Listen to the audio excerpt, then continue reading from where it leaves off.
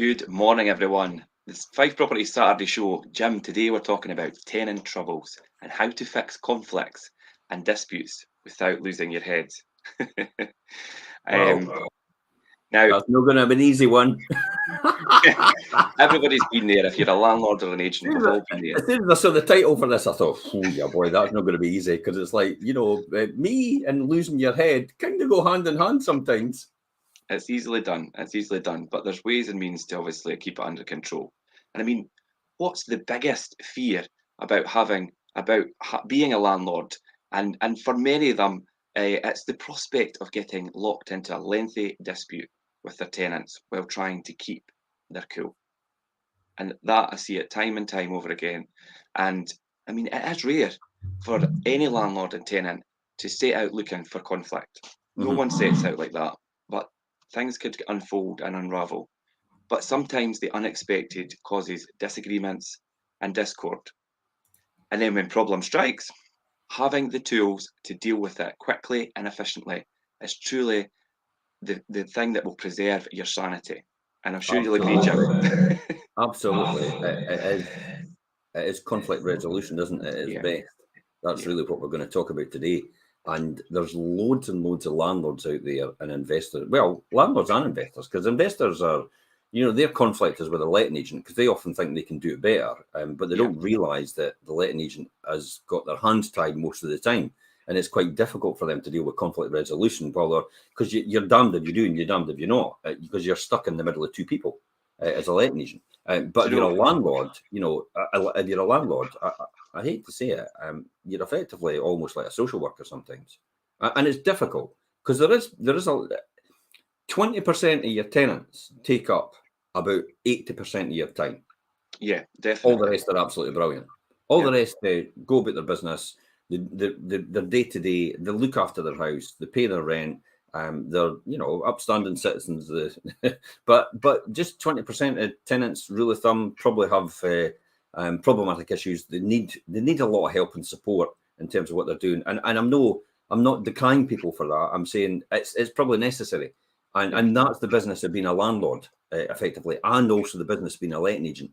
It's actually understanding people's needs and being a conflict resolution sometimes between two parties and what the landlord wants and what the tenant wants as well. But this is what we're, as I said, Richard, this is what we're going to talk about, the tenant troubles, how to fix conflicts and disputes without actually losing your head.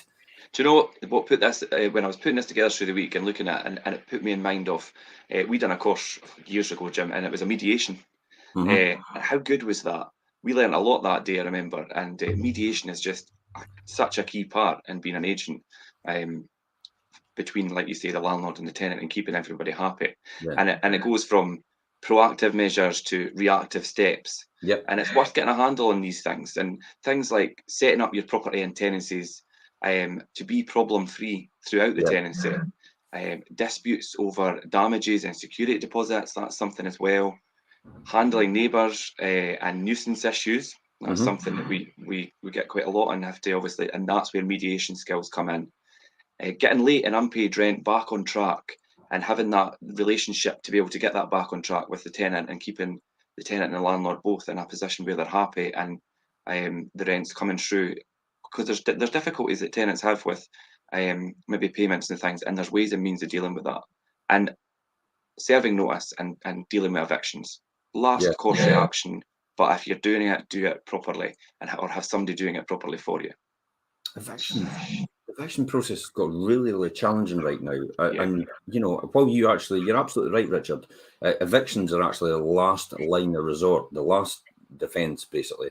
But almost like the Scottish Government has made it so difficult and told the First Two Tribunal to make it so difficult as well for landlords to actually evict, and almost to the point where the eviction is now a discretionary thing and the court can decide if it's not necessary or not. In actual fact, a landlord's now at the peril of I need my house back in order to sell because of my financial position. But you've got to convince them your financial position is in dire straits. And effectively, what this means is possibly you might have a job earning a lot of money, and I have a sneaky suspicion that the court's going to look at that and say, well, you've got a job earning a lot of money, so you should take some of that money and just keep going with your property in order to house the tenant. So you Basically, have you have to got take the to hit. now, Yeah. you've got to now subsidise the tenant. Sorry? Yeah. I Yeah, may it as well has just pay the become a real tenant's difficult rent. process. I wouldn't say it's a challenging process if you need to go down that route in this day and age because of the legislation. And I mean, they've put this in place to protect the tenant, but and the way they've went about it and what they've implemented is maybe not the best course of action. But One size doesn't fit all. I think yes, that's the thing here. One size doesn't fit all for the legislation, and because the legislation is so prescriptive and it's so motive right now because it's just been put in place. Different parties are choosing to interpret in different ways in order to justify their own position, which is the landlords are all evil and the tenants are all good people and they look after their property and pay their rent on time. Well, newsflash, we wouldn't be evicting them. no. if that was the real reason, we wouldn't be evicting anybody at all. I come back to saying, I could count on the two hands in the 30 years I've had the amount of times I've actually evicted a tenant or had to go down that route. Most tenants are in that process or in financial difficulty. You can deal with them, and this is what the things that we're going to talk about today. Exactly what you said there, Richard, in the opening summary. We're going to deal with this, and we're going to tell you how to deal with a tenant, so you don't actually get to the point of eviction. Eviction's a very stressful process for a tenant. It is also a very stressful process for the landlord and the letting agent. It is also very costly, and for the tenant, it could actually set a precedent which will haunt them for the rest of their lives. In historical information in terms of their credit rating, in terms of their ability to get another rental property. So the last line of defence, which is the eviction, is often the one that neither party should be pursuing. Yeah, it is the last course of action that you really want to be taking. But if you get to that point, it can be stressful for everybody involved, definitely. But I mean, the good news is that with the right information at hand, tackling these kind of issues can be less stressful than you might think if done properly. So today we're going to look at how we could obviously fix conflicts and disputes without losing your head, and that's what the title says this morning. I'm a big fan, Richard, of prevention better than cure. Yeah, so definitely. What should we be looking for that when we're doing about prevention and cure? Well, let's explain. Prevention is actually just making sure the tenancy is managed properly and making sure everything goes right in order to not get to the stage where it gets overwhelming and then you're trying to sort something that could have been sorted earlier on. So what are the things that we should be looking for?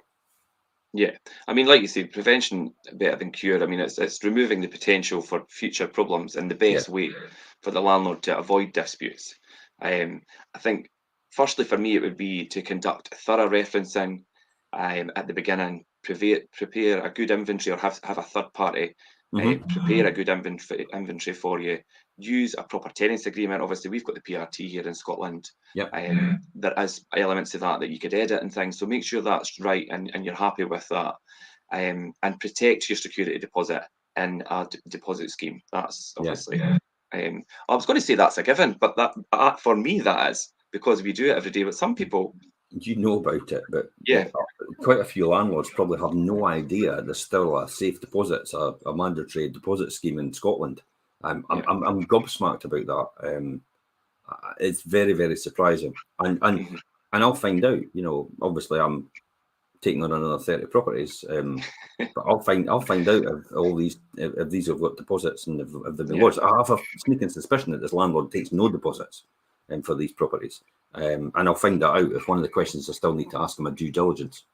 It's that sort of, just to sideline a wee bit, but those 30 properties, Jim, it's been interesting for us because the things that we've picked up on in terms of, and the next thing I'm going to say, obviously, is safety certificates and things, and they weren't all in place or they weren't all in date, and that is the next thing, and ensuring all safety certificates, and that's your gas, your electricity, your fire safety, that's your smoke alarms and things, are all kept up to date, and that throughout the entire tenancy. You shouldn't have blips in between where there's days and weeks, even, God, that go by when things are out of date, especially your gas safety. Well, as we've explained for Scotland, for example, let's look at Scotland. When we did the Freedom Information back in 2020, and it said there's around about 230,000 landlords, and have one property only in Scotland. And then it went on to say there's round about 23 to 25,000 landlords that have 2 properties registered in Scotland. And then there's only about 1,700 landlords that actually have 3 or more properties in Scotland. So it tells us straight away that most landlords, about 230,000 out of that 250, which is effectively, I love a calculator,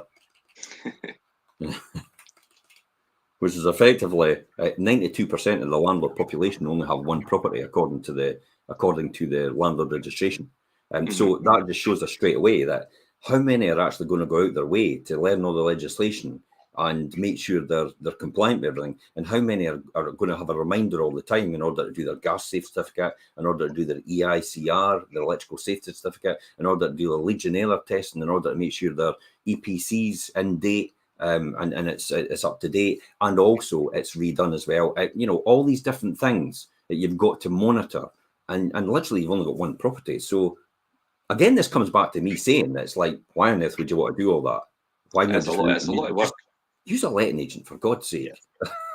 Yeah, the amount of time and energy I put into training and making sure myself and the rest of the team are all knowledgeable about where we are in the current legislation and just how to operate successfully as an agent is quite a lot. So to undertake it on your own as a landlord is quite a lot.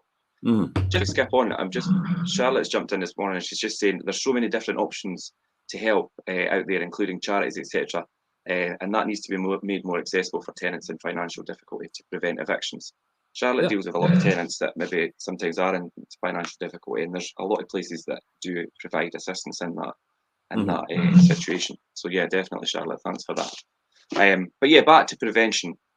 Another thing, if you're doing white goods and things in a property, go for durability and years of service. That's including like maybe interior fittings. If you've got maybe washable paint on the walls, high quality appliances, say high quality, say mid range, I think that will stand the test of time if you're doing white goods and things, and that will also reflect the value of the property as well. I think that that's an important thing. If you buy cheap, you buy twice. It's that type of thing. It is a sort of thing. I've been over that, and I've done it over the years. I think mid-market, mid-range white goods is probably the best thing to go for. I always do oven hob extractors built into the built into the kitchen, the fitted kitchen itself, and then I'll just do they can come along and put their own freestanding fridge freezer in this. I used to do quite a lot of furnished properties before, but then I found that it's a huge amount of resource, and and there's no incentive to do it anymore, because in the beginning you were given a 10% wear and tear allowance, but now it's just replacement allowance, and it's not lucrative. Taxman's taking that away now, and quite rightly so if that's what they feel. But it's obviously it does encourage more landlords not to do furnished properties, and plus the fact as well it doesn't encourage a transient population then. Because if you've got a furnished property, it's easy for somebody just to walk out overnight and just say, I tell you what, I'll just do a moonlight flat.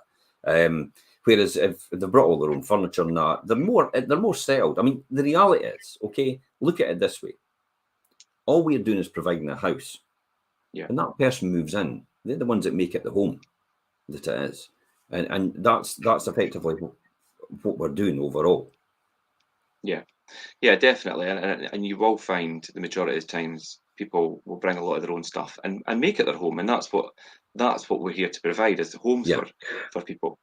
So yeah, and then on prevention, I think a really important one for me is communication and responding quickly to tenants, whether it's requests for repairs or maintenance, or just keeping in touch about maybe contractors visiting, or if you're doing inspections, and just to have that line of communication and keep it quite not too frequent, so obviously, but keep that line of communication open, and if the tenant's looking for a response, respond, and likewise with your landlord as well. And that's again skills where you mediate between the landlord and as well, a maintenance thing. That is that's really important. Yeah, for me, it's funny. There's a definite here when you talk about prevention better than cure, and you talk about responding quickly to your tenants, and I do get occasions where there isn't a quick response to a tenant, and then the tenant gets real upset about it, and that's fine, and the landlord goes, well, what's wrong with that? You know, I've responded to them, and my first response to that is, well, you know, what would you expect? Well, I would expect an answer straight away. Well, what do you think? What do you think the tenant should expect then? You know, do you think they should get any less of what you expect? So you've got to understand it's what, if you've got high standards, then you should be expecting to have high standards in your service to your tenant. I personally think that anyway. You know, that's exactly how I would agree. Definitely agree. I mean, if a tenant phoned me right now on my phone, you know, basically I would jump on it straight after this. Yeah. Because that's your business, and where some people would go, it's my weekend, it's my time, it's for me. It's like, okay, but you shouldn't be a landlord then if that's the case.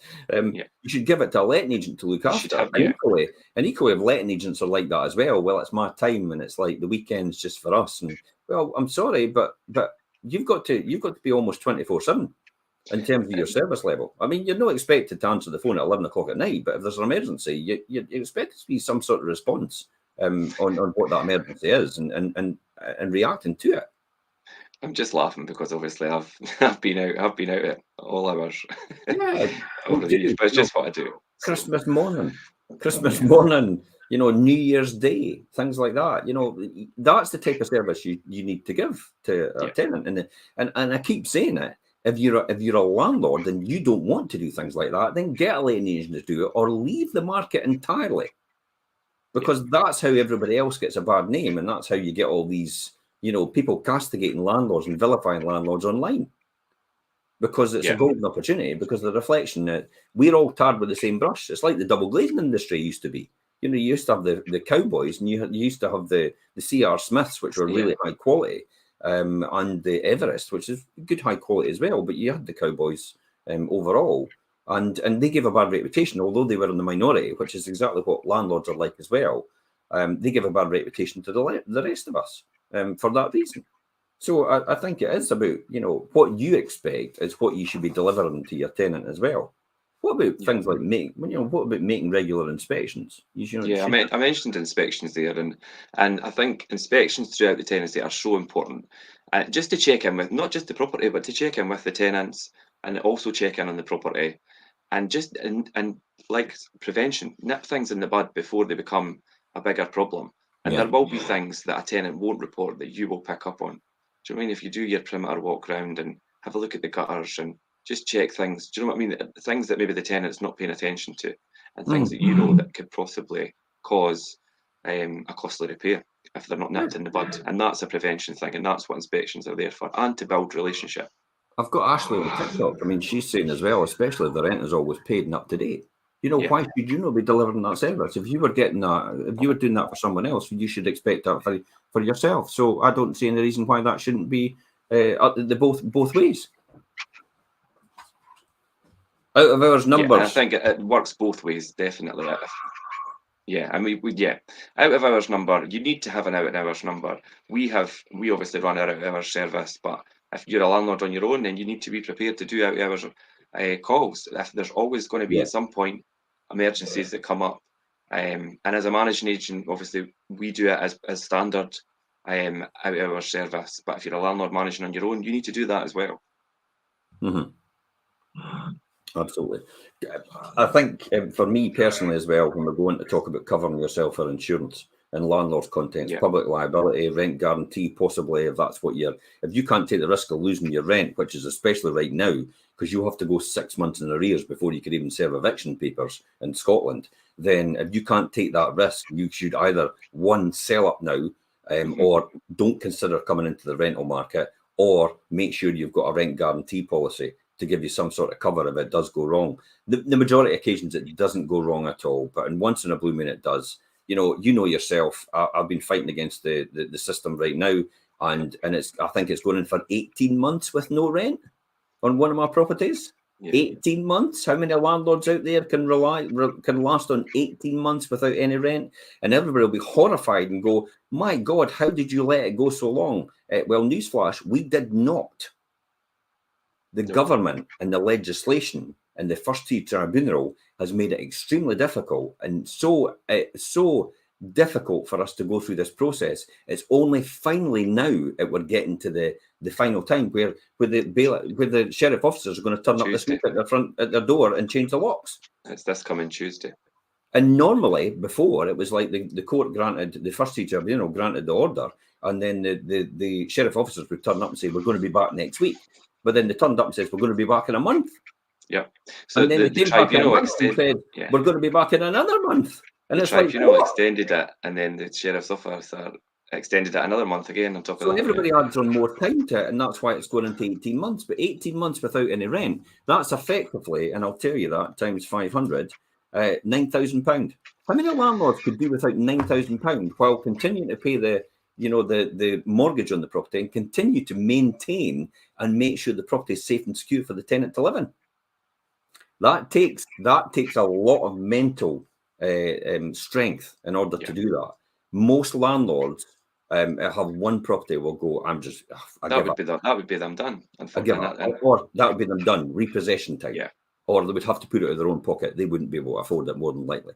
And I think that's why we talk about this and say, it's not for the faint-hearted being a landlord. But if you've got a world-class letting agent and knows what they're doing, it has the track record and experience, then your quid's in, because they know how to do things and get things back on track in terms of the rental payments. And we've got some that have fallen off the wagon. They've been 2 or 3 months with their arrears. We've managed to get them back on track, and the rent's up to date, and they're paying towards their rent arrears to bring that down as well. Yeah, there's a lot of good people out there, unfortunately, fall on hard times, and you've got to accept that as a landlord and as a letting agent as well. And if you can't accept that, again, don't get into the rental market. It is not money for old rope. Newsflash, let me explain. There's this impression that landlords go about in Ferraris and Lamborghinis and coin it in and act like, Harry Enfield from Loads of Money, if you remember that on Saturday Night Live or whatever it was. But you've got to understand, if 230,000, which is 92% of the landlord population, only have one property, this is government statistics facts, 92%, then how are they going to buy a Ferrari with one property? Where's that money going to come from? They're not coining it. Yeah. But yeah, all the points that we just covered, Jim.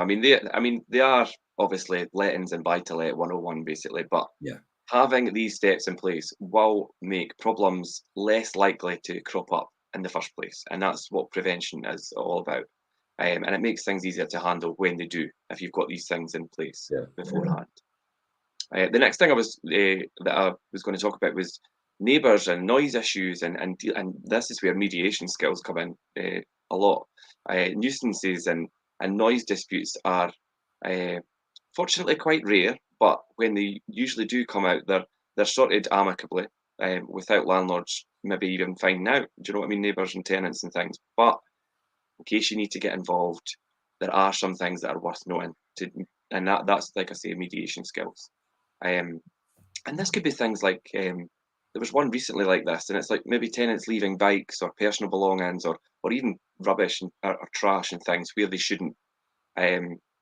Restating the rules usually sorts this out, and practically if they're already in the tenancy agreement, things like if it's gardens or communal areas and things, but maybe just relaying what is expected sometimes sorts that out. We had one recently, Jim, and it's a shared I know you were going to say that, and it's a fridge freezer. You hit the nail off my head. Yeah. Okay, in Cooper, one recently, I immediately get some sort of communication from the council saying this tenant has complained about the walkway in your property, the communal walkway, and said there's a tenant dumping rubbish in there, and they're wanting something done about it. Now, my first point to the council was, why did you not refer them back to me? Because this is the first of me hearing about this. Mm-hmm. Why do you want to waste your time at this point in time actually coming to me straight away and saying there's a problem here? When in actual fact, you should have asked them, have they spoken to your landlord or your letting agent first? And the answer to that was no. They hadn't spoken to us first. And that's what the council should be doing. But this is the vilification of landlords. I just get the impression that this person in the council actually thought it was a great opportunity to kick a landlord.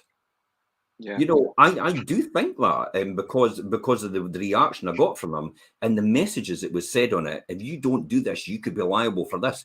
Wait a minute, it's only a bit of rubbish in the communal walkway. And sorry, can I just write back to you and say, I actually own the walkway, and the other property is a property owned by me as well, and there's no one else that uses this walkway except me because I've got all the properties feeding into this walkway. And the tenant that's actually just complained about the rubbish is actually the tenant leaving the rubbish. Yeah. Yeah, it's crazy. That's brilliant, isn't it? The tenant complaining about the property is the tenant actually leaving the rubbish in the walkway in the first place to the council. Boy, have they got egg all over their face, eh? Yeah. But that told me straight away the council was just on a witch hunt to hit a landlord or kick a landlord, and rather than properly investigating the surroundings of what was actually going on. The questions. Look at the prevention is better than cure. They should have asked the questions and said, have you spoken to your landlord or letting agent first about this? And okay, we will write to them, and they will, quite rightly so, but they would mention that they have. But on this occasion, they hadn't. And that's why I picked the Fife Council officer up on, did you actually say come back to us first? No, we didn't. Well, that's not your standard protocol in any situation. You're usually the first Fife Council is usually the first person to divert any attention from them. It's like, go and speak to someone else, But on this occasion, let's go and kick a landlord. That's what their attitude was. Yeah, that was an interesting one, Jim. And it's kind of still ongoing, but I think we've resolved it for the most part. But then that's where it comes into. I mean, nuisances and noises and things will happen between tenants and neighbours, and landlords aren't legally responsible for noisy tenants as such. But like you say, mediation can help you maintain relationships with neighbours, and it can show that you actually care if you step in and then it allows you to explain to you what neighbours' noise issues are, so people understand the legislation. So it's Antisocial Behaviour Act that the landlords are brought in under. But landlords are not responsible for the tenant's behaviour outside of the property. We are not the police, and this has to be understood. So you don't come to us first of all as a landlord or a letting agent and say, I'm going to complain about this property, without actually speaking to the next door neighbour or without actually going to the proper authorities who actually deal with these things, like the antisocial behaviour team at the council or actually the police if it's a matter of criminality. You don't go to the landlord and say, could you sort this person stealing from me or fighting me in the garden? It's like, I am not the police.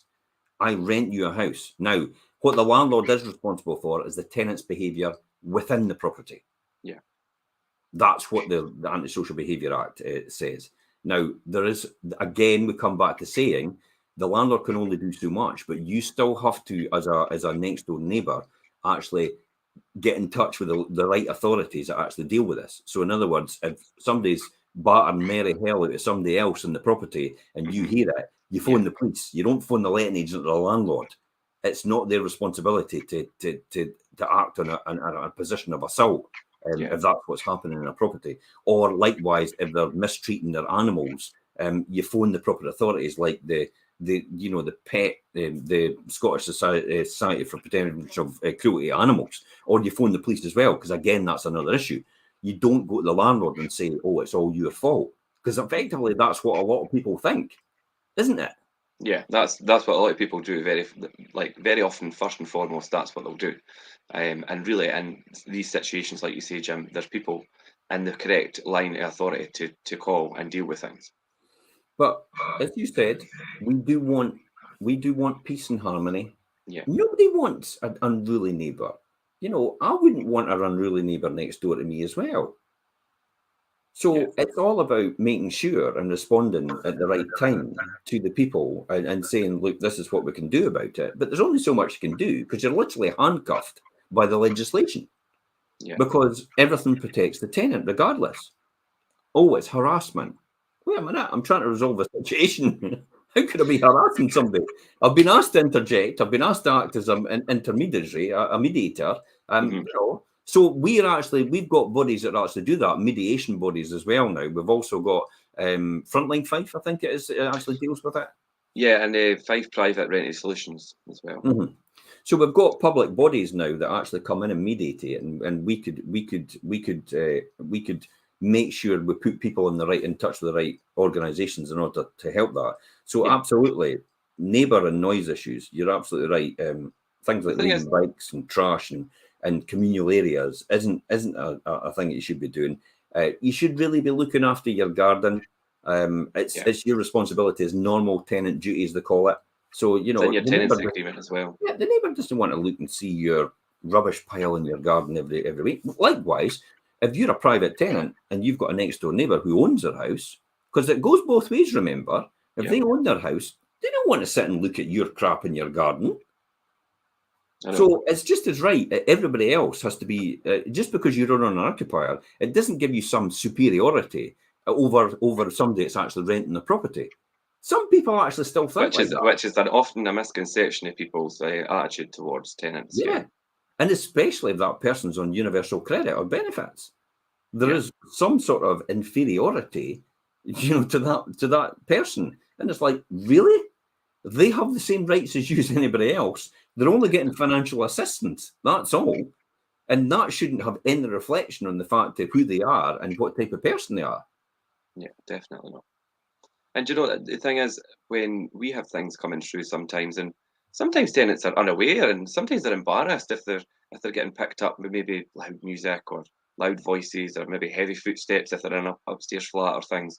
And sometimes it's simply just saying something often just gets it solved, rather than, do you know what I mean, starting some big witch hunt because they're stamping about upstairs. Or the worst thing to do, Richard, is exactly what you said. It's when you go to the letting agent straight away, or you go to some other authority, rather than actually saying to the person. I mean, you can go to the letting agent, but the letting agent could decide and say, look, you know, this is how to diplomatically resolve it. Just pop round to the next door and say to them, I don't know if you're aware, but, you know, there's, you know, the laminate you've got upstairs, unfortunately, when everybody's running over it at certain times of the day, it actually causes a lot of noise, maybe wakes my baby up, or maybe wakes my husband up. If you get an opportunity, I realise your situation, the fact that you've got quite a few kids. If you can, then, you know, you could tell them just to be a wee bit quieter, that's all. I really appreciate it. Now, that's not confrontational. It's not, but unfortunately, some people don't approach it like that because it's through the fear of confrontation. And a lot of people do it, and the fear of confrontation with maybe an argument starting. But most neighbouring issues like that can be quickly resolved by taking maybe the initiative to just have a friendly, but maybe a firm conversation about what you expect and what, and likewise what they expect of you. Do you know what I mean? Like it works both ways.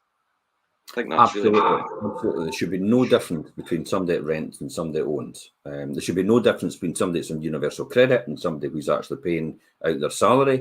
Both systems are there, and it's at the end of the day, there should be no disparity. Now, how the person acts is a completely different process. You know, that's not distinguishing on that. It's how the person acts, not the person themselves. So we're talking about what they do rather than who they are. So that could apply to any type of tenant. Somebody that's working, somebody that's on benefits, somebody that's a student. You know, that's all different. And this is how to resolve these situations with these people. You know, unfortunately, as Brits, we actually suffer in silence through fear, as you said, a confrontation. And often we have this image in our mind of what might happen and run through several different versions of that event based on what we see on television. And Slum Landlords and Nightmare Tenants is a classic example of a program. It actually accentuates that. It makes it a lot bigger than it is. It's very, very rare that you get conflict with a tenant because everybody wants the enjoyment as well as the tenant. As I said, they don't want noisy neighbours either. No. I've had tenants that have actually moved into some of my properties, and the guy next door that owns the property or downstairs has actually been completely horrid, and they've actually moved out as a result because that's the type of person they are. And I've had to go and speak to these people and say, you're out of order. I've had that in the past as well, and you'll see tenants maybe move into a property, and within hours, the neighbours on the phone, they're banging about and making noise. I'm like, well, they're moving into the property. They will be. It's like What would you be moving in a property and being absolutely quiet? No. Yeah. Or they're out the back garden having a barbecue. Okay, what time? It's like 2 o'clock during the day, and the sun's out, and it's a Saturday. It's the whole live and let live thing. Oh, but I've got to look at them, and they've got to look at you. That's probably even worse. Yeah, definitely. But there's ways and means of dealing with situations like that where everything can be done amicably. Unfortunately, there's some situations that don't end up like that, and there's correct ways to deal with it. And that was just a few ways to run through maybe neighbour noise issues and disputes in their correct way. The next one for me, and I'll be interested to get your thoughts on this, is the late payment and unpaid rent. Late and unpaid rent. What do we do about this, Richard? Yeah, I mean, we touched on it slightly there as well. We're talking through, but yeah, late and unpaid rent. I mean, if your tenant's paying their rent a little late one month, or maybe, do you know what I mean? If they're coming into a wee bit of trouble, it doesn't necessarily mean they're bad people. I mean, that's what we're just talking about. I mean, people sometimes experience financial hiccups, and there are quite a few options out there that we spoke about earlier as well, and finding a solution. And you could do that by having a really amicable conversation, but still being firm in the fact that in a firm and fair way, exactly what you're saying. A firm and fair way. However, if you find out they've not paid their rent for 6 months and they've been giving you a story if they've actually unemployed and they're not earning any money, and then the next minute you look on their Facebook page and they're having a great time in Benidorm, I think there's a different conversation that needs to be had. And I am actually saying that because that is one case in point that's happening in one of my tenants right now. And I have got no sympathy for that person because basically they've lied. And if you lie, then what do you expect in return? And the thing about that as well is the tenant in question, we had been working with and speaking with, and do you know what I mean, giving opportunity and giving offers of help and assistance, and trying to help them through it. And I mean, you could be provided with help, but at the end of the day, you still have to help yourself. And I'm a very agreeable and nice person until I know conclusively that you've lied to me. Yeah, that's when you get the full wrath. Yeah, definitely. Yeah, that's the thing. If you're not going to play ball, then you need to suffer the consequences. And unfortunately, that's like that situation. I mean, that's not always the case. And like I say, people do have financial hiccups and things. There's ways to deal with it correctly. And I think first and foremost, if your tenants maybe they're late or they're maybe missed a payment, give them a text, give them a phone within like the day or the day after or whatever, and when it's due. And that shows your commitment to getting things obviously back on track. If you're right onto them and saying, how are things? Do you know what I mean? Are you okay? Let me give you an example of that, Richard. I'll just quickly phone you up. Hello, Richard. It's Jim at Fife Properties. I don't know if you realised, but your rent is actually not paid into the bank account. Now, it could possibly be something to do with your standing orders maybe falling over. So if you can just check it, that'd be absolutely fantastic. Yeah. It's as simple as that. Do you know, and sometimes you do that diplomatically every single time. And sometimes you do that, and they genuinely didn't realise. Sometimes I don't know. Do you know, there's several different things that could have an effect on that. The one thing don't do is phone somebody up and go, "Where's your rent? It's not in the bank." That's not the way to do it.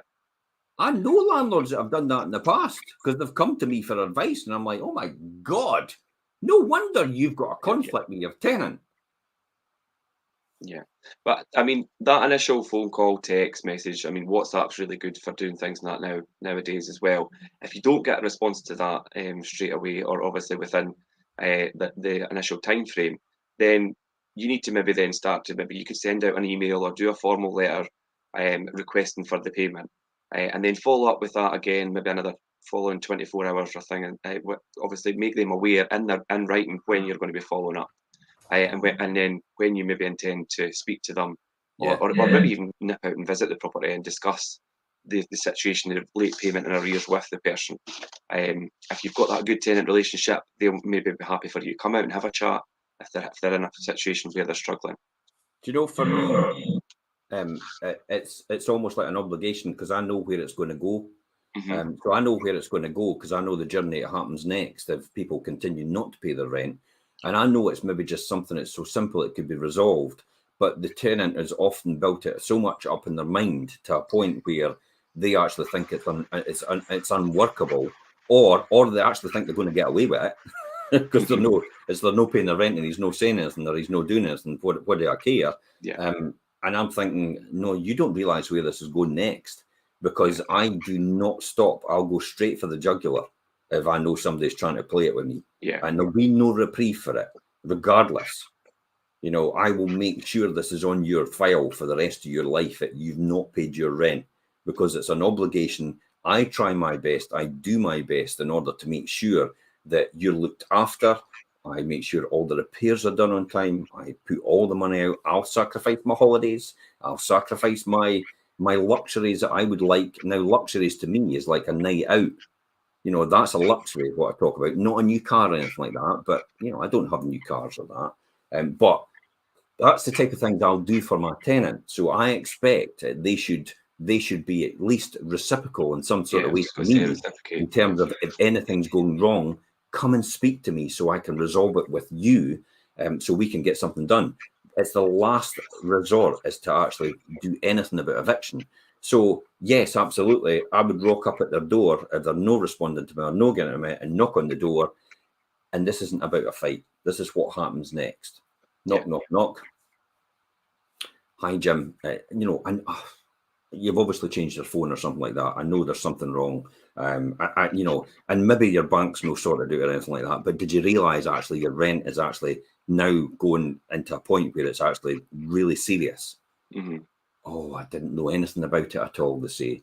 Now, they probably did know something about it, but you're not there to have a conflict with somebody and say, give me your rent or I'll kick your head in. You know, that's not what we're here for. No. It's just trying to make it as easy as possible for the tenant to almost save face. You're not about backing people into a corner, because the only thing that's going to happen is they're going to come out fighting. And that's not how to resolve it, no. That's not how to resolve it. So it's a simple knock on the door. It's like, hi, John. You know, I don't know if you realise, or hi, Jackie, or Anne-Marie, or whatever it is, whoever their name is, Charlotte, you know, whatever name is. Hi, Charlotte. Hi, Sarah. I don't think you realise, but I've been trying to get in touch with you. Your rent's still outstanding. You know, I presume you don't know anything about it. And they go, oh, I never knew anything about it at all. They probably did. But at least you've actually not have a conflict there, and it's not escalated. Because remember, behaviour breeds behaviour. Yeah. It's the first thing I was taught when I joined Standard Life years and years ago, and it stuck with me on their training day. If you're on the phone to somebody and you go boom, they'll go boom as well. Nothing will get resolved. So you need to keep a cool head. It's no easy for me. But there's diplomatic ways in order to move forward. And that's what I mean. I've got a very cool head till the point comes where I know you're definitely taking the piss. Yeah. And then I go into a different gear. And I think this is the beginning of the end as far as I'm concerned. So that's what I'll do with a tenant. I will just doorstep them and say, look, is everything back on track? Is there a problem? There might be a problem in their life that they can't cope with right now. And having this on top of it is just overwhelming for them. And it's our job to try and get some sort of way forward for them. I do not want them to lose their house. And they'll leave me with no alternative but to serve notice for eviction if it gets to that stage. If they've got young children, that's the worst thing ever. I would hate to do. For them, they maybe they've got to the point where they don't care, but I'll probably care about their kids more than they do at that point in time, because I want stability for their children. I want to make sure their children are not brought up in a transient way in order to think that they should just run away from all the problems and, you know, their parents rack up all the debt and get into financial trouble, and then all they do is they move and do it again, because all they're doing is they're teaching their children that. Yeah, it's responsibility. It's teaching responsibility. But yeah, I mean, like you're saying, Jim, if you're at that position where you're at someone's door or sitting in someone's house, and do you know what I mean? They can't pay something immediately, then you need to look at other ways in which you could help them bring their arrears down. Now, that could be a payment plan, which could bring it down over the course of maybe the few months. Or you could maybe ask the tenant if there's an easier way that they would like to pay, or a different way. Now, that could be maybe the date in the month.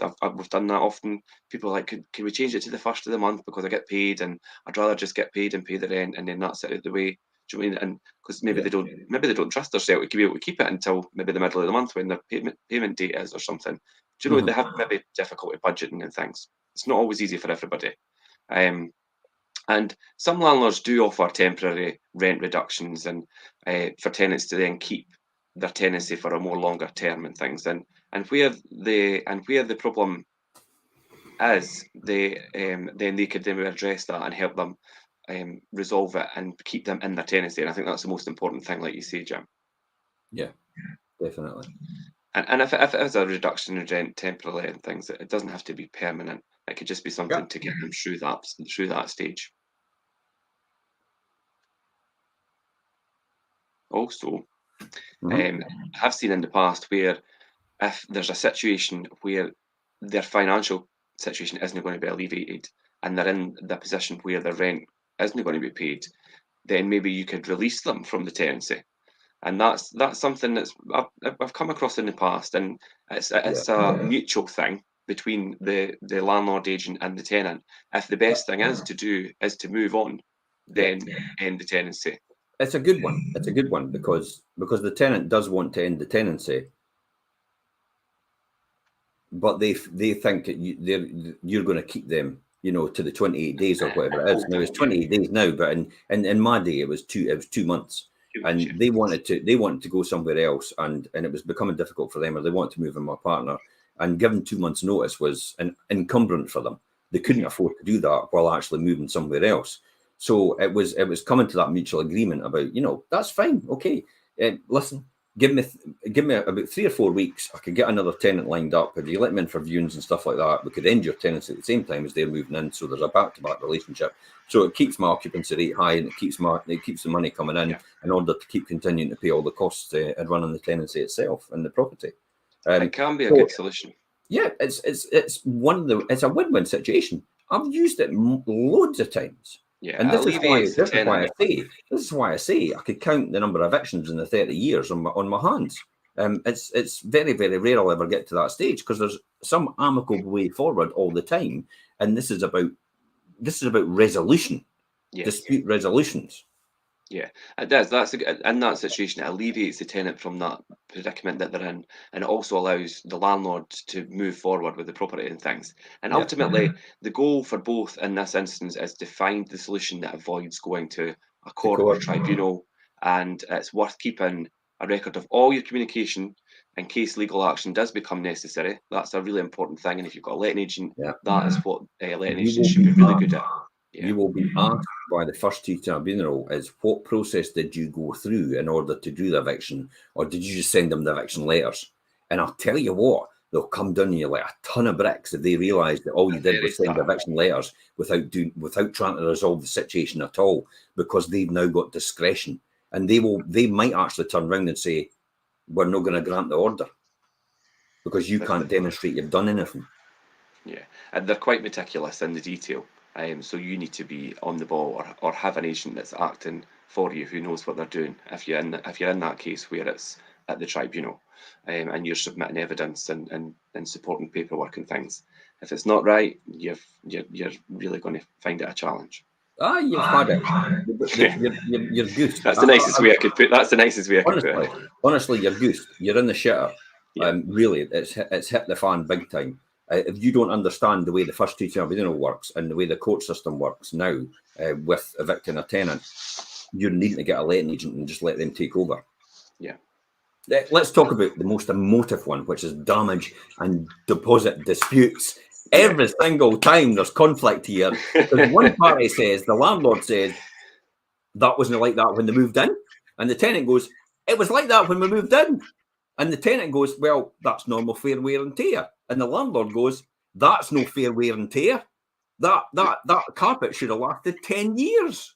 Yeah, the whole he said, she said thing is it's an opinion, isn't it? Yeah, and that's the difficult about opinions that everybody else has got different opinions. Yeah, and this is why the law is pretty prescriptive on this.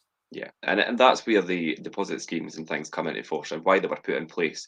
I remember only for a few years, and Jim, you remember as well, before deposit schemes and how deposits were dealt with, and it was very difficult. Now it's been made a lot more comprehensive in the whole process, but you still need to do it properly. General wear and tear at your rental property is an inevitable outcome of people living there, especially after a period of time. Damages, however, are another matter. And while accidents and things can happen and can be inconvenient to fix at times, they don't need to become such a drama as long as they're dealt with correctly. Now, let me tell you. So, what is wear and tear on a carpet? Is it 5 years? 5 years for the carpet, yeah. 5 years general wear and tear on a carpet. What about a kitchen? Wear and tear? 10 years. Yeah, I would say 10 years for the kitchen. Carpet's 5. What about if you're providing bedding? Well, then that's holiday letting, the short-term letting, which I don't. But then I used to do it. I used to do it as a normal mainstream landlord. I used to provide bedding. I used to provide mattresses. I used to provide beds. This is where furnishing comes into play, and the fact of what's normal fair wear and tear on furnishing. What about a washing machine? What's normal fair wear and tear? I mean, I had a washing machine for I must have been about 15 years. I bought it for 199 quid out the co-op, an Indesit 900, and I had it for about 15 years. It was perfect. It worked perfectly. I looked after it. As soon as I put it in one of my properties, it was burst in 6 months. Yeah. Broken. Which is not wear and tear. Yeah. And so, but then the argument is that is 15 years old, so that's normal. But it was, and so there's a very fine line on how prescriptive this can be in the legal definition, and this is why the government, the Scottish government especially, and the English government, because you've got my deposits down in England as well at the custodial scheme. They have put mandatory deposit schemes in place. Now there's 3 in Scotland. There's my deposits. There's what's it? Safe Deposit Scotland. My deposit, Safe Deposit Scotland, and I have no idea. Do you know what? The other two was anyway. The third one I can't remember. Safe Deposit Scotland is the one that most landlords actually use, because apparently they put the money back into the community. Now that's another story. Whether that actually happens or not. Because I've asked them all these questions and it doesn't actually work how it's meant to work. But that's another story, as I said. I can get very political about where that money goes.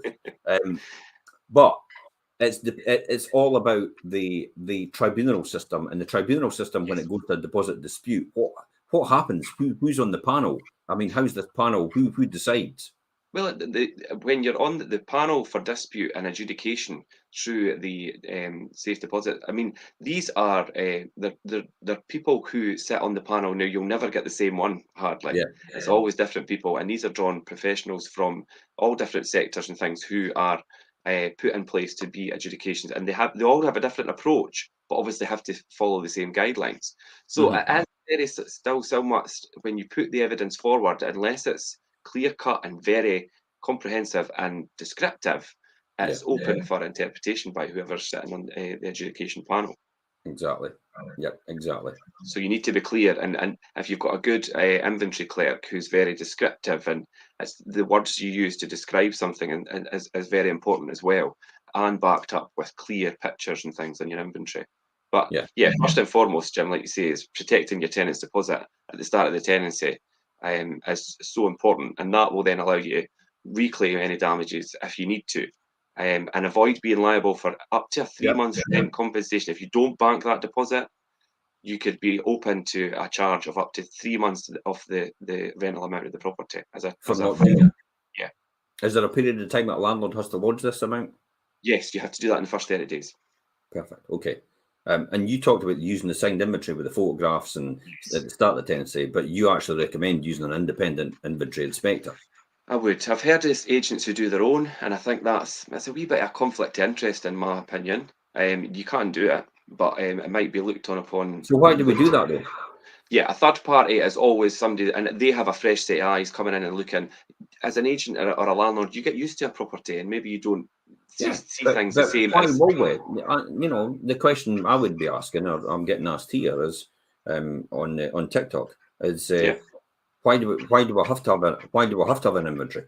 What's the point? Basically, the bottom line is you've no inventory. You've practically zero chance of winning any claim for damages or claims against the property condition at the end if they're not the same as the were or within wear and tear limitations from the beginning. Right, okay. So basically, the inventory provides positive proof, conclusive proof independently from an inspector, and it's signed by the tenant when they move in, the fact that that was a condition of the property when you got it, minus fair wear and tear, it should be like that when you leave as well. And if it's not like that, then that's where the conclusive evidence is right in front of this independent adjudicators, which is the panel on the first tier tribunal, to say that we agree with the tenant or we agree with the landlord that there is a case to actually get the full rent back or deduct an amount from the rent for any damage it was caused. Yeah, and if you don't have that evidence, then it isn't in place. I should say deposit rather than rent. It's no rent. It's deposit, yeah. Oh, but it can actually be used for rent as well, can't it? The loss of rent. It can be used against rent arrears if needed, yeah. Has to be written in the inventory, in the lease, though, doesn't it? Yes. Yeah. Or you can't do that under the legislation. It can be used for that. But predominantly, yes, if you need it for damages and resolving that dispute, you need to have the evidence. What do we do next then when we feel that we've done the sign out? What do you do after you've done the sign out if there's any damage or that? What should you do with your tenant? Well, if you're looking to make a claim for any damages and things in the property, you need to then have estimates for the amounts that the repairs were going to total up to, and you need to obviously supply them to the tenant, supply them to obviously the safe deposit scheme, and tell them how much you wish to hold back and for the reasons for holding it back. This is on the assumption, and I should say that if we backpedal a wee bit and go back a wee bit, that you've actually told the tenant there's actually damage to the property and you want them to rectify it. Yes, you need to give them that opportunity in the first instance. And they've never gone and done that within a reasonable amount of time. What should have been a reasonable amount of time? 14 days? Yeah, I think 7 to 14 days, yeah. So they've not done that. Then you can say basically, there's the estimates. We're going to put them to lodge against the deposit to actually recover the money from your deposit. Now, that then goes to the adjudication panel, who will then sit and take an assessment on that and a decision on that based on the evidence that both parties, the tenant and, well, based on the parties that the tenant, the letting agent, and the landlord provide, depending if it's a landlord or a letting agent that's doing it. Yeah, if you can't decide between yourselves to resolve the issue or agree on the amount to deduct to resolve any issues, then it goes to adjudication. And the safe deposits, then that's when they start to go through the evidence that's provided in terms of the inventory, sign out report, quotes and costs for the repairs, and look at both sides. And effectively, the Safe Deposit Scotland have all the money. So if they decide, so this is why it's important to make sure you have all the evidence and you present it to them. If they decide at that point the money's returning, you have the chance to appeal. Yes. Yeah. So you have the chance to appeal. You have to appeal. Both parties have that option against that decision, and then that elongates it a bit more. But eventually, their word's final, isn't it? Yeah. Ultimately, there is a position where the tenant could appeal against the decision of the agent or the landlord, and we could counter obviously what the tenant says if we don't think it's accurate. But ultimately, at the end of the day, the safe deposit adjudicator makes the decision based on what they've got in front of them, and that will be final. So too many landlords actually lose disputes unnecessarily. So we have actually put on there on this post itself. I stuck the link in there. Apologies to the people on TikTok because you can't do this on TikTok.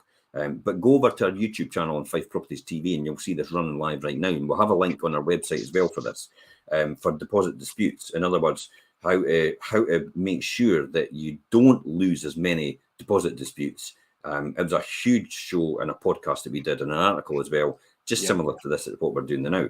That then brings us on nicely to the last line of resort is serving the notice and evictions. I think that's what we left it till last. Yeah, I left it till last because I think it is the last resort, but it's something that needs to be covered, and it's something that is important if you need to go down that route. It's serving notice and evictions, and sometimes the only resolution when you're in a dispute is to part ways with your tenants and end the tenancy. And the legal process and things is covered. We've done a show on this as well, which was called the Rent Recovery blog, and it did cover a lot about notices and how to do that properly. So again, we'll put the link in there in the blog for this show. That was a show on, what is it, rent recovery, what you can do when your tenant pays the rent late or leaves with arrears. That was a really good one, a good podcast as well. Yeah, but I mean, yeah. So refer back to that. But there are things that we're going to cover just now that will help you through often the challenging things that you can be put against when it comes to serving notice and parting ways with the tenants. And I think avoid getting into arguments and obviously getting het up, using inflammatory language, and try and remain calm. The object is to obviously be quite rational, and even if the tenant really doesn't want to be with you, keep your cool. It's always Okay. it's So let always me the best way. explain to you, and personality types for people out there. Yeah. There's kind of 2 or 3 different personality types, but the main ones are, there's one personality type that the person kicks off straight away and has a huge argument, and I'll go hell for leather with you and arguing with you. And for some people, it's like, whoa, wait a minute, they're up for a fight. No, they're not. That's just a personality type. And then what happens after is they go away, they lick their wounds, they sit in their cave for a while, and then they come out and go, you're right, I'm sorry. That's what happens. So just bear with that. That's just a personality type. That's all. That's the way they are. That's the way they're hardwired up.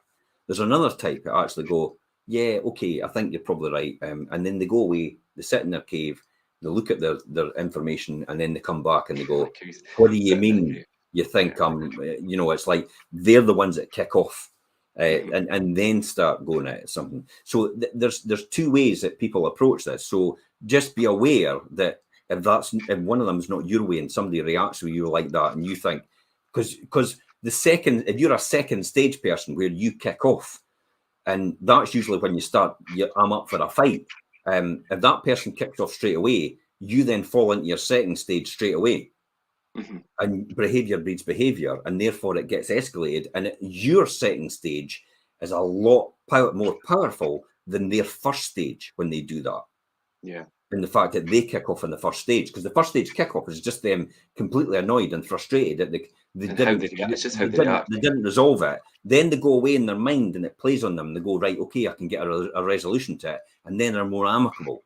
Your second stage is like, I'm going for it big time and I'm not going back. Whereas that's not theirs. So understand that's a process between 2 different personality types. Understand that's normal. So just be aware of that. You don't jump into this with both feet and start a fight straight away with your tenant and use inflammatory language.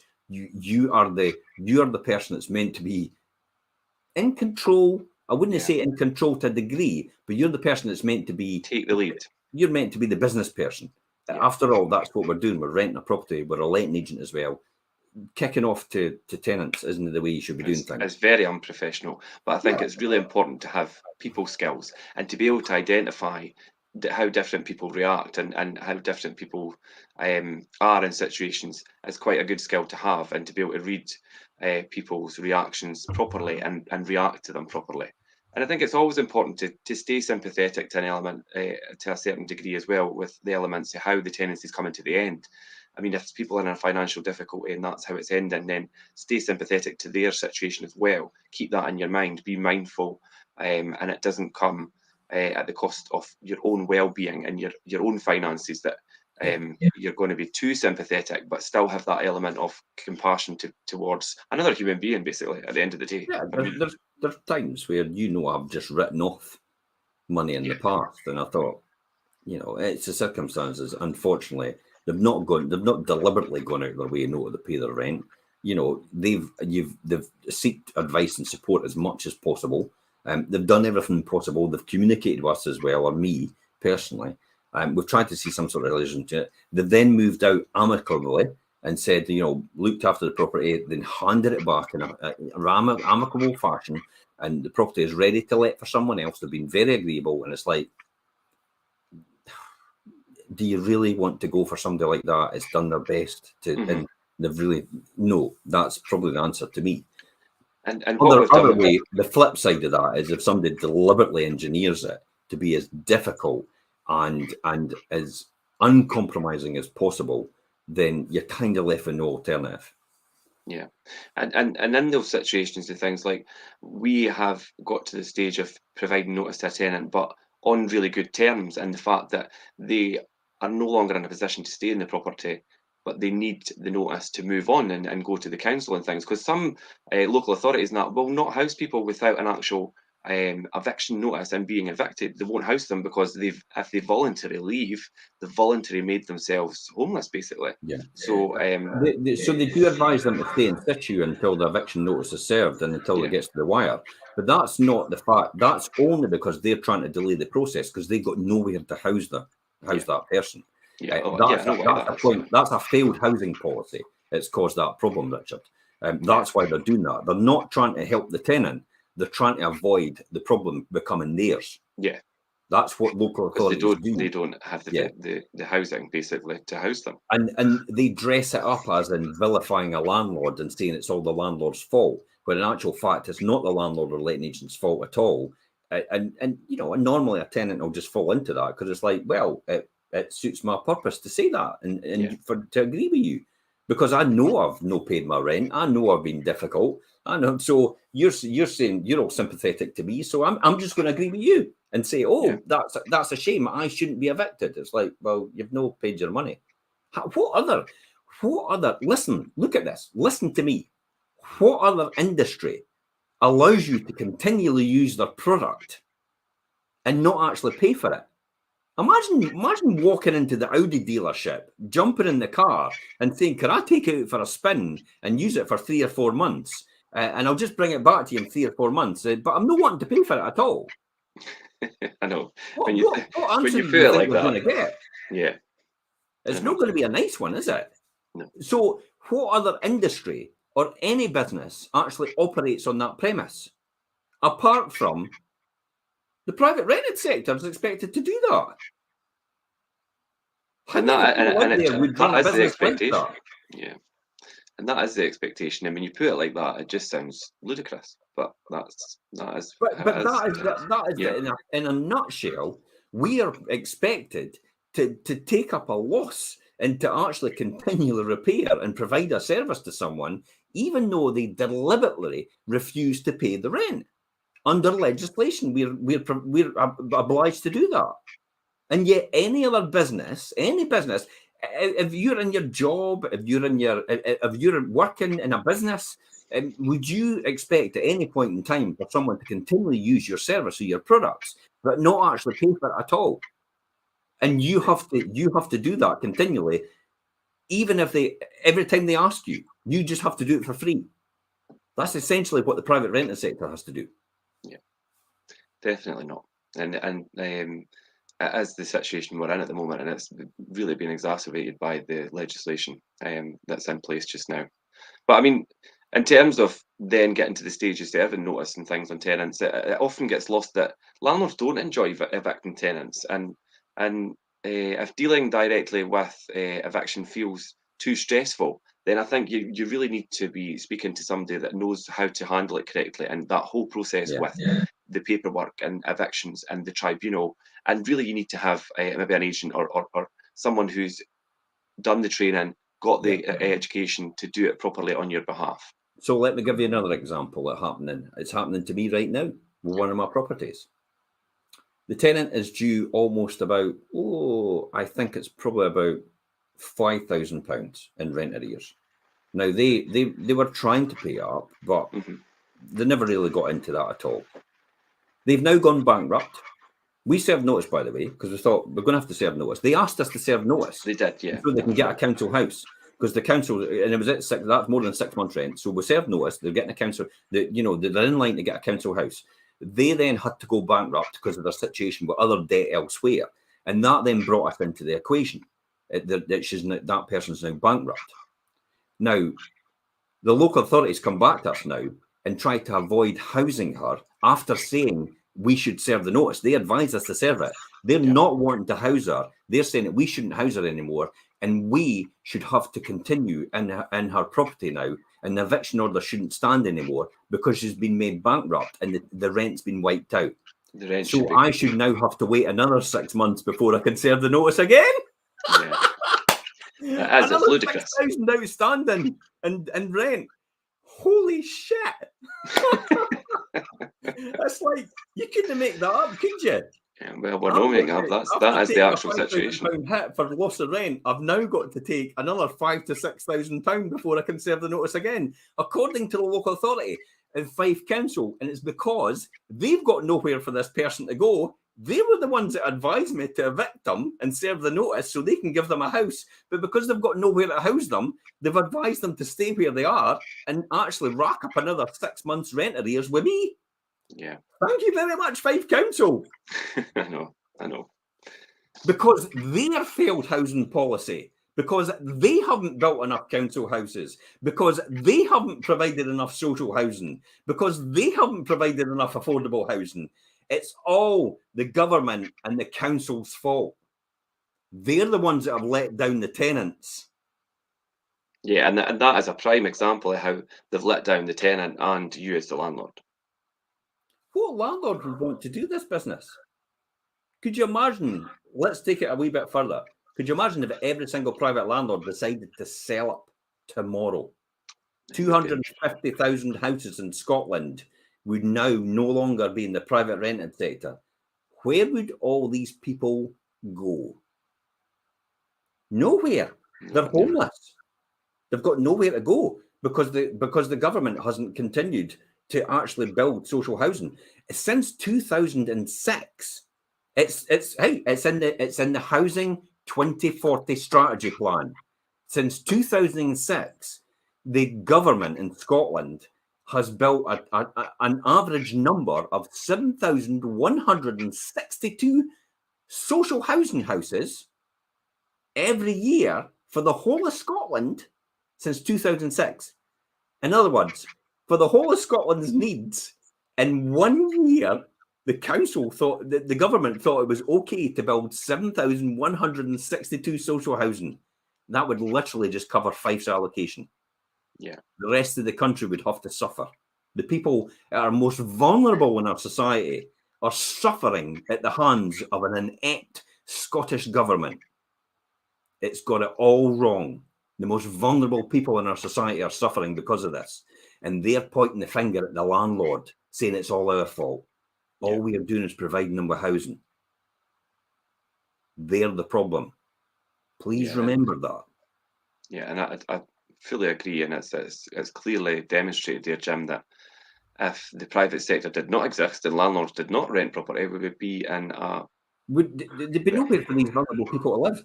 Because we're having to house them and we're doing our best. Now, what they've done as well, even worse, and I'm going to really get political about this towards the end so people understand this, because there will be people in here saying, well, private landlords deserve it. How can we house a tenant if the government can't keep up with the rents it's having to be paid for the right return? Now, I would love for the government to subsidise my mortgage and actually take my mortgage away from me, because I can go down to charging social rents after that. And that's what the housing associations get done. They get the grant to pay for their property, to take away the finance costs. So therefore, they can charge social rents. The finance costs bring me up to the normal market rent. That's what happens. Other than that, I'm at social market rents for what I charge. I would love to do that. Yeah. But the difficulty is, what they've done now is the UK government have actually frozen the allowance for universal credit for the most vulnerable people in our society 3 years in a row. So as rents are continuing to rise, the most vulnerable in society are actually getting priced out the market. Yeah. Because the government, the UK government, isn't wanting to pay to help them out in their property. Now, we have to return cost of capital. We have to return to pay contractors who are actually, their costs are going up as well. So it's not possible. We have to have the rent to go up to reflect that. It's not possible to be able to run a business like that. You can't run a business with everybody else's costs going up and yours not, and you just keep absorbing it all the time. You're literally out of business in the next couple of years if you keep continuing to do that. So the government's frozen the universal credit allowance, which is the allowance that they give for people to help them support in a private rented sector property and even a social rented sector property. They've frozen it 3 years in a row. But even worse, what they did was they took it from the calculation from the average, which was if the rent was £1,000 and it was £500 in a particular area in the private rented sector, the government at one point used to pay £750. Which was the mid-market rent in between. So at least the tenant was able to afford up to 50% of the stock it was available, because that was the rental level. But what they've done now is they've brought it down to 30%. So they've even restricted the access to the private rented sector for the most vulnerable society who can actually get access to properties from the private rental sector to only 30% of the properties now. Now, if you're not paying the right amount of rent for the most vulnerable in society, the contribution towards them to help house them, and you're actually restricting the amount of availability of the stock available to them, what type of landlord do you think they're going to get access to when it comes down to it? A landlord that can't afford to invest in their property, they can't afford to look after it because they don't have the right amount of rent. Substandard properties, yeah. But they're trying their best. They're trying their best because it's a market they want to look after. I started off in the social sector in terms of how I started all my buy-to-let business. It was the primary market I focused on because I realised there was a good enough return in order to look after the property, do all the repairs and improvements, and actually get some sort of return. Now, the return for me was negligible because I just kept it in the business and reinvested in it all the time. But that's how it first started out. But now it's a completely different story. It is completely underfunded. Now, does that ring true? Underfunded education system, underfunded national insurance, national health system, underfunded police force, underfunded housing sector, underfunded social sector, underfunded social services. We need to get our act together as a nation. And I don't mean as just as Scotland, but just as the UK. Yeah, we need to get people that can balance the books, that understand how to run a business, the economy as an actual business, but also be able to understand how to look after the most vulnerable people in our society. That's what we need. Yeah. And I doubt very much whether we've got that, because we have people that are academics in our government that are full-time career politicians actually looking after that and not being able to run the country as a proper business entity in order to balance the books, in order to look after people and the most vulnerable people in our society for the welfare, for the better of the humanity in itself. Yeah. And I know it's difficult for me not to use this as a political platform, but unfortunately, it does get to that stage where we do that because I just do not want to remain silent and let people be unaccountable for the pig's ear, the pig's ears, pig's ear mess that they're making in the economy. And it's difficult for you. Yeah, it's difficult. I mean, it's difficult to sit and talk about lettings and the private sector and to be a landlord and not bring the political aspect into it because it's having such a profound effect on things. Do you know what happens? Being a landlord and a letting agent gives you access to see what it's like for the most vulnerable in society. Yeah. Oh yeah, definitely. And when you see what it's like, I bet you a pound to a penny every single time. Every single politician doesn't understand what it's like for people who are most vulnerable. They'll get the people that walk into their surgery and say, "This is my situation," but they have never walked in their shoes and they've never lived part of their life about what it's really like for them. They're academics, full-time career politicians that have never seen the light of day in running a business or running anything in a commercial situation. That's what's going to be the undoing of us in the future if we don't get that right.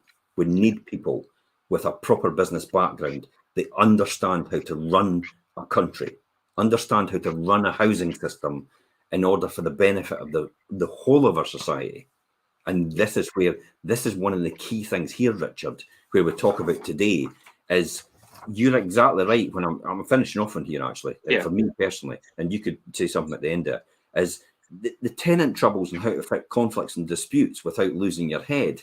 It's just one small minutia in this process of being able to manage a tenancy effectively and look after the person that's actually renting from you. The most important person is the tenant. It is not the landlord.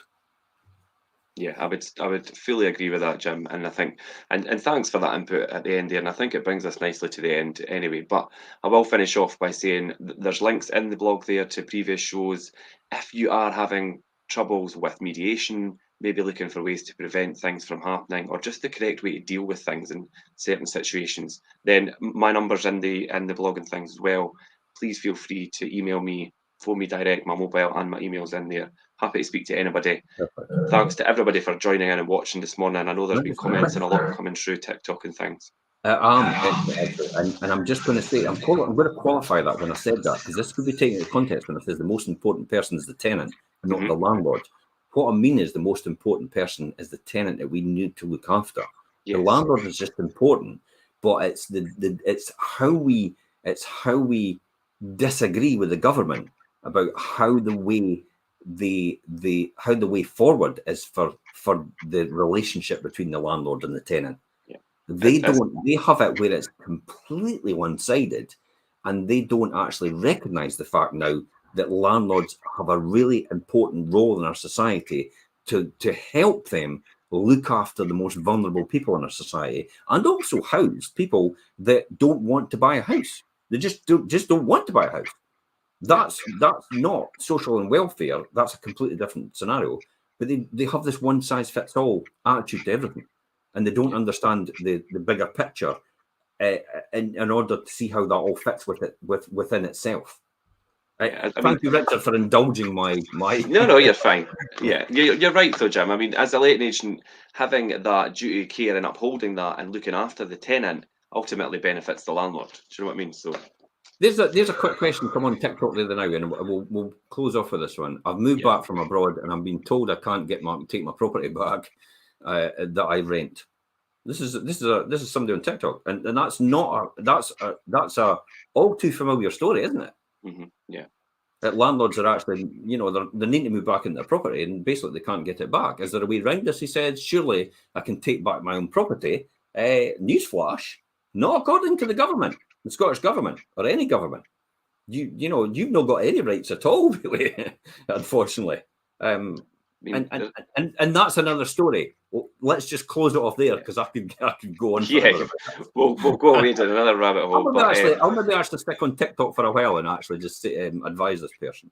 But that's it. That's fine. Thanks, and we'll end it there. And thanks everyone for listening. And we will see you later. Perfect. Bye bye.